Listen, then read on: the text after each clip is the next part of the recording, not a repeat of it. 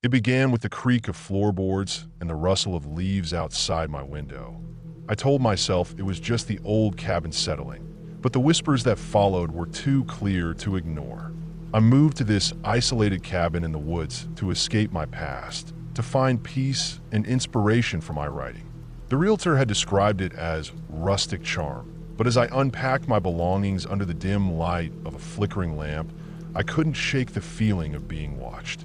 The previous owner had left behind some of their things: old furniture covered in dust, books with yellowed pages, and a sense of melancholy that seemed to permeate every corner. My cat, Miso, usually curious and playful, hissed and spat at shadows, her behavior growing more erratic by the hour.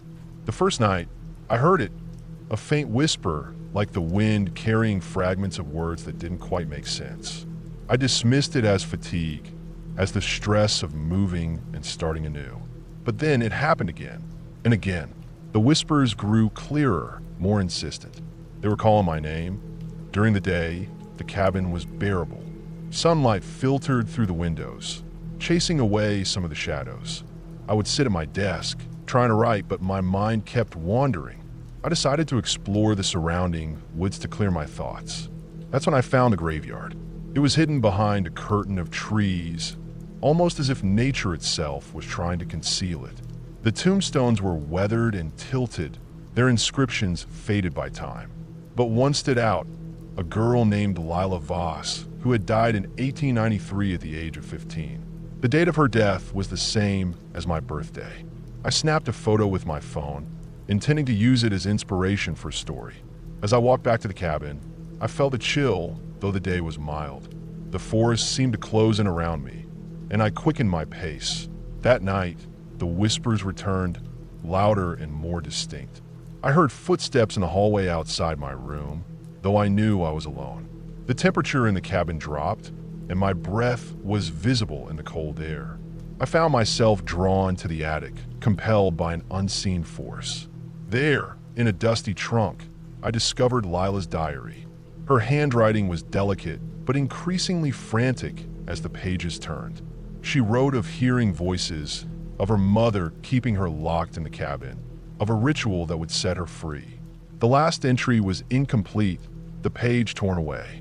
As I read, I heard a sound behind me, a girl's laughter, light and carefree, followed by a sudden, sharp cry. I turned, but there was nothing there. Only the cold. I became obsessed with Lila's story. I researched the cabin's history online, uncovering rumors of a tragedy that had befallen the Voss family. Lila's mother had been accused of witchcraft, and during a trial by the superstitious townspeople, she had confessed to using dark rituals to communicate with spirits. Lila had been caught in the crossfire, her death a result of one such ritual gone wrong.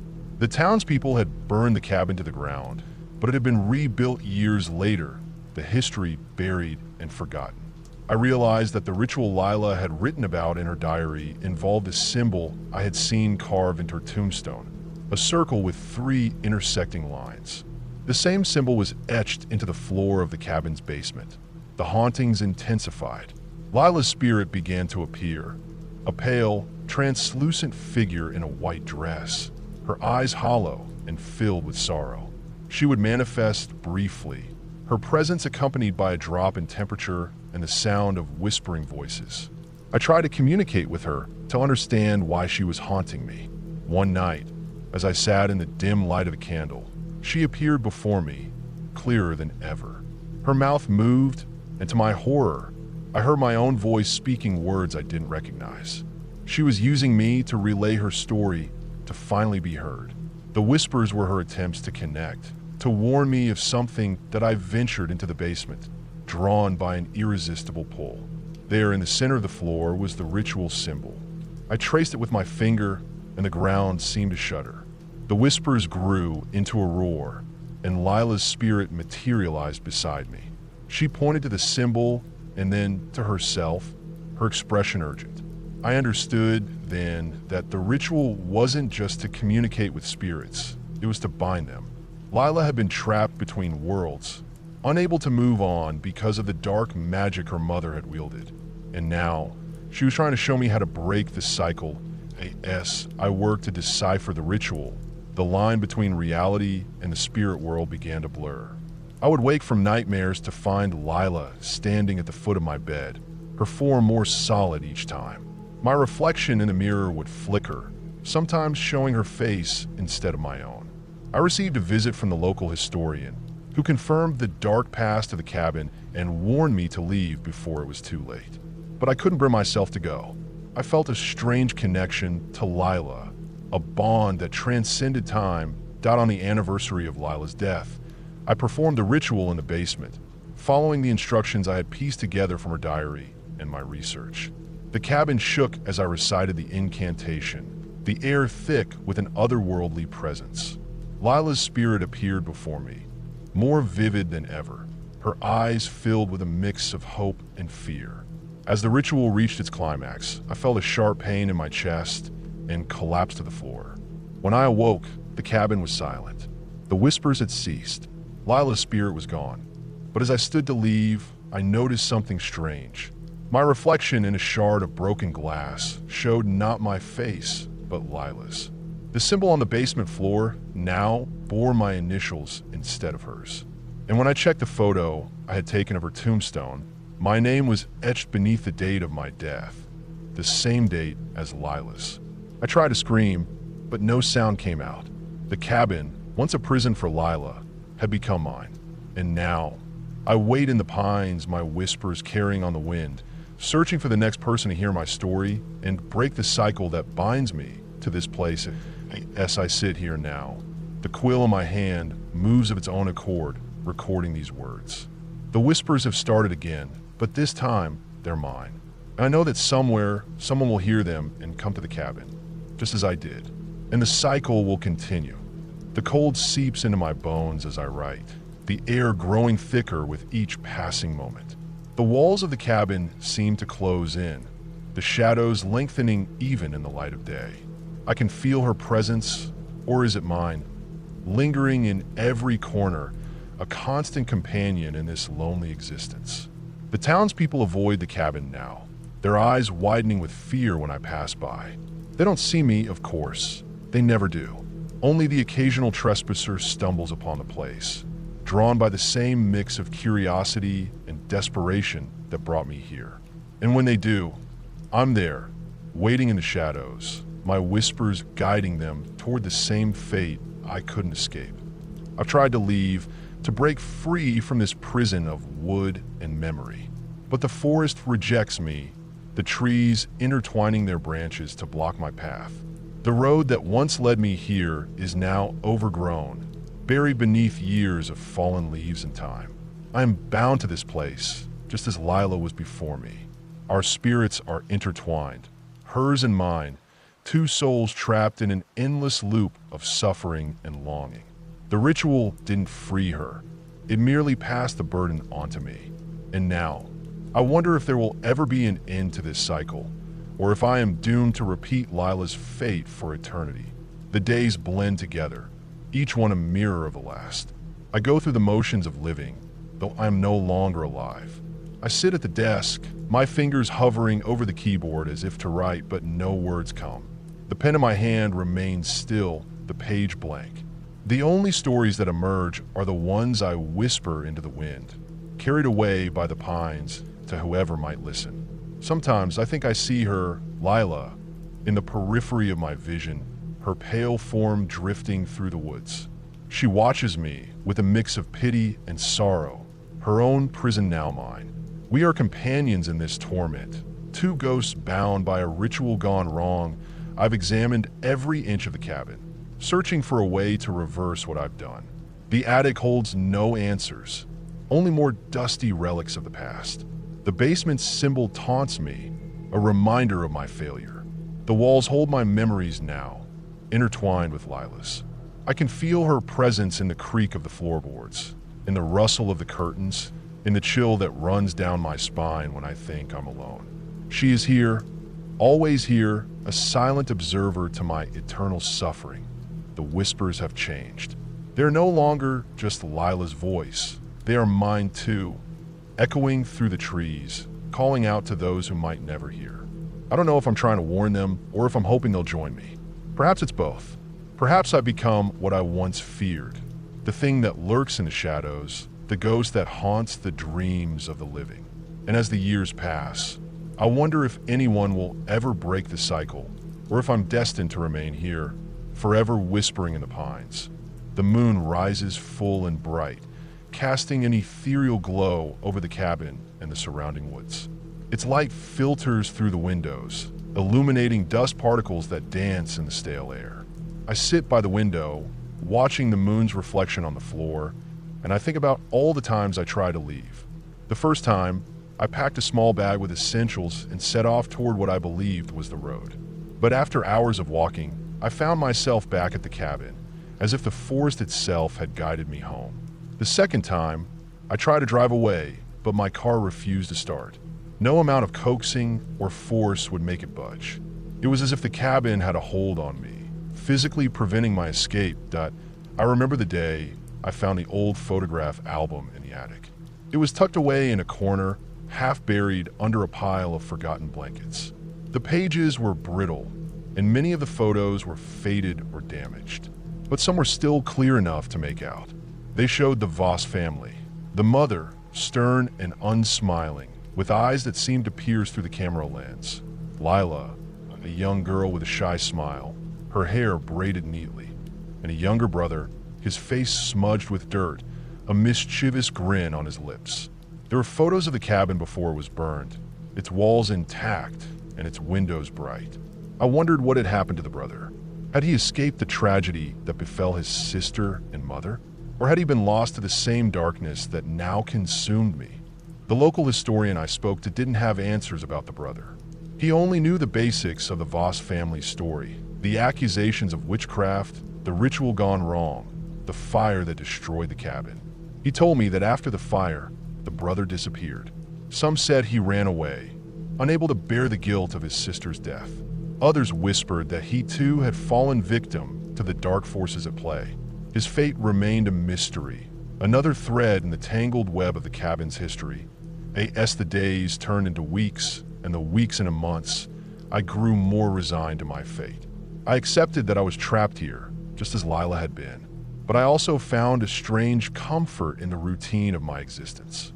I would wake each morning to the same dim light filtering through the windows, prepare a simple breakfast of whatever supplies I'd left, and spend my days exploring the cabin and the surrounding woods, searching for any clue that might help me understand a ritual and how to reverse it. I discovered hidden compartments in the walls, filled with old letters and trinkets that hinted at the lives of those who had once called the cabin home. I found a small music box in the attic that played a haunting melody when opened. The tune was familiar, though I couldn't place where I had heard it before. It reminded me of childhood lullabies, songs sung to comfort and soothe. I wondered if it had belonged to Lila, if she had listened to its music in her final days. The woods around the cabin revealed more secrets too. There was a small stream that ran nearby, its waters clear and cold. I would sit by its banks, listening to the gentle flow, and sometimes I would swear I could hear laughter carried on the breeze. Childish, playful laughter that made my heart ache with a longing I couldn't explain. I followed the stream one day, hoping it might lead me to a path out of the woods. Instead, it brought me to a clearing where wildflowers bloomed in abundance, their colors vibrant against the dark forest floor. In the center of the clearing stood a single oak tree, ancient and massive, its branches stretching wide to embrace the sky. There was something ancient about the tree, something that made me feel both awed and terrified. I could sense that it was a witness to the cabin's history, to the lives and deaths of those connected to it. I returned to the clearing often, drawn by a pull I couldn't resist. I would sit beneath the oak tree, its shadow covering me like a protective cloak, and I would talk to it. I told it my story, my fears, my hopes. I asked it for answers, for a way to break free from the cycle that bound me. And sometimes when the wind blew just right, I would swear the tree responded, its leaves rustling in a way that seemed almost intentional, as if it were trying to communicate with me. During one of these visits, I noticed something etched into the bark of the tree, a symbol identical to the one in the basement and on Lila's tombstone. The circle with 3 intersecting lines. My heart raced as I traced the symbol with my fingers. It was deeper than the other markings I had seen, as if it had been carved with more purpose and power. I realized then that the oak tree was likely the focal point of the ritual, its ancient roots channeling the energy needed for such dark magic. With this new knowledge, I returned to the cabin with a sense of determination I hadn't felt in months. I gathered all the materials I had found related to the ritual, the diary, the photographs, the symbol etched from the basement, and spread them out on the kitchen table. I studied them for hours, comparing notes and trying to piece together the true purpose of the ritual. It became clear to me that the ritual wasn't just a simple binding spell. It was a sacrifice, a way to transfer a spirit from one host to another, ensuring that the original spirit could finally move on while the new host became trapped in its place. Lila's mother had performed the ritual in a desperate attempt to save her daughter's soul after the townspeople had turned against them. But in her haste and grief, she had made a critical error. The ritual required a willing participant to serve as the new host, but she had forced Lila into the role, making the transfer incomplete and unstable. This left Lila's spirit tethered to the cabin, unable to find peace. And when I had performed the ritual again, thinking I was helping her, I had inadvertently made myself the new host, completing the transfer and freeing Lila's spirit at last. But freedom for Lila meant imprisonment for me. And now, I was determined to find a way to reverse what had been done. I needed to perform the ritual once more, but this time, I needed to find a willing participant to take my place. The challenge was that I couldn't interact with the living in any conventional way. I was trapped in this in-between state, visible only to those who were receptive to the supernatural or those who stumbled upon the cabin with a pure heart and a troubled mind that I spent countless nights crafting a message, a story that I hoped would draw the right person to the cabin. I wrote about my experiences, about Lila, about the ritual and the oak tree. I detailed the steps needed to reverse the transfer, hoping that someone with the courage and compassion to help would find their way here. I left the message in plain sight, on the kitchen table, knowing that if someone were to come here, they would eventually discover it. The waiting was the hardest part. Days turned into weeks as I wandered the cabin and the woods, my presence unnoticed by the outside world. I would watch from the windows as occasional hikers passed by, their eyes never lingering on the cabin for too long. I would follow them at a distance, hoping they might feel the pull of the place and return. But they never did. Each passing day brought with it a new sense of despair, a fear that I would be trapped here forever. And then, one autumn evening, as the leaves began to turn golden and crimson, I sensed a change in the air. A new presence, different from my own and Lila's, lingering at the edge of the woods. My heart raced, not with fear, but with hope. I moved toward the front window, peering out into the gathering dusk. There, standing at the edge of the clearing, was a young woman. She had shoulder-length brown hair and wore a simple, worn jacket. Her eyes were wide with curiosity and a hint of apprehension as she gazed at the cabin that I watched as she took a tentative step forward, then another. The woods seemed to part for her, as if welcoming her home. I could sense that she was troubled, her mind burdened by sorrow and unanswered questions. She was the one, the person who would finally break the cycle. As she approached the cabin door, I prepared myself. I knew that once she entered, the ritual would have to begin anew. I had to guide her, to help her understand what needed to be done without frightening her away. I took a deep breath, steeling myself for the confrontation that was about to unfold. The young woman reached for the door handle. It turned easily, as if the cabin itself was inviting her in. She stepped inside, her eyes adjusting to the dim light. For a moment, she stood still, her gaze sweeping across the room. Then, she saw the message on the kitchen table. She walked over and picked up the pages, her eyes darting across the handwritten words. I watched her face closely, searching for any sign of understanding or fear. To my relief, she didn't seem scared. Instead, her expression was one of quiet determination, as if she had known all along that she was meant to find this place. She looked up, her eyes meeting mine. For the first time since I had become trapped here, I felt a glimmer of hope. Perhaps, at last, my story was about to reach its end that I approached her slowly, my movements deliberate and gentle.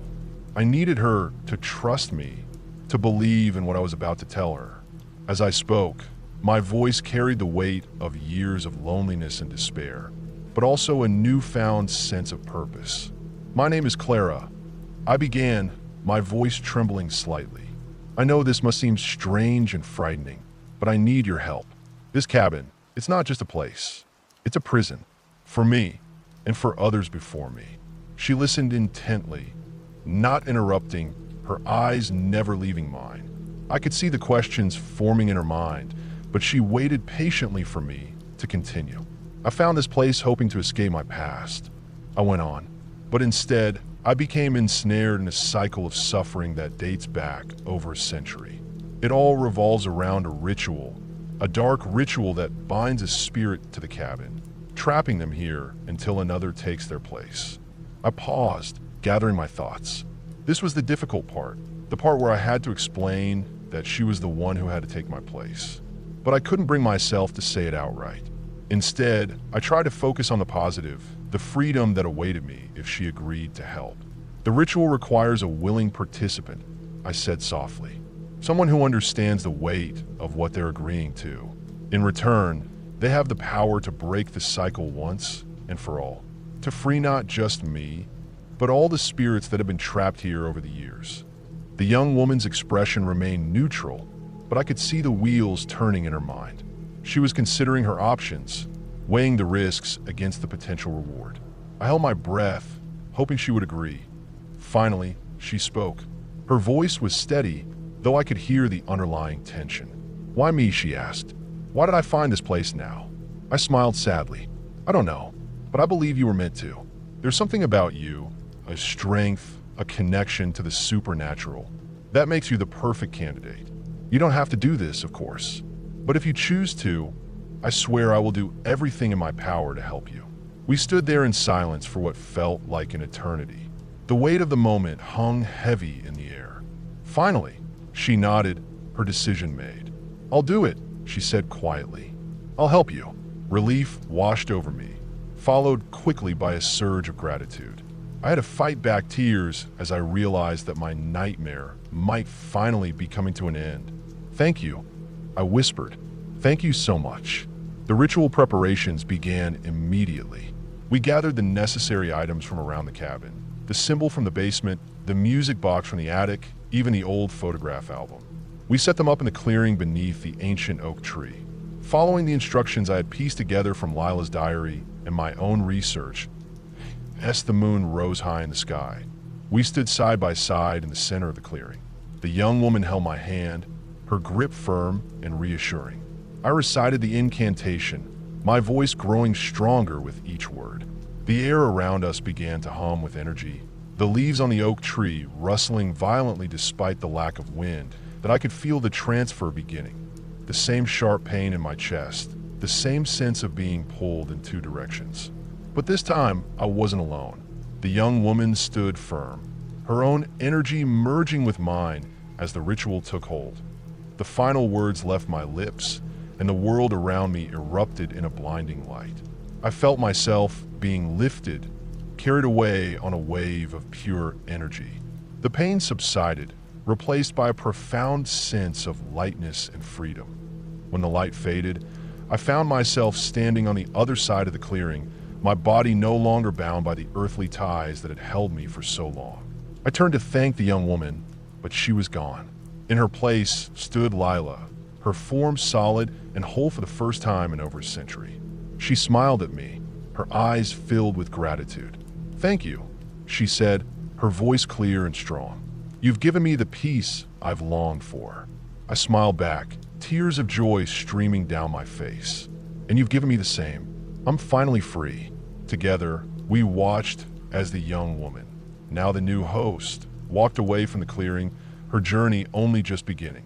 We knew that she would face her own struggles, her own cycle of suffering, but we also knew that one day, she too would find someone to take her place, and the cycle would continue.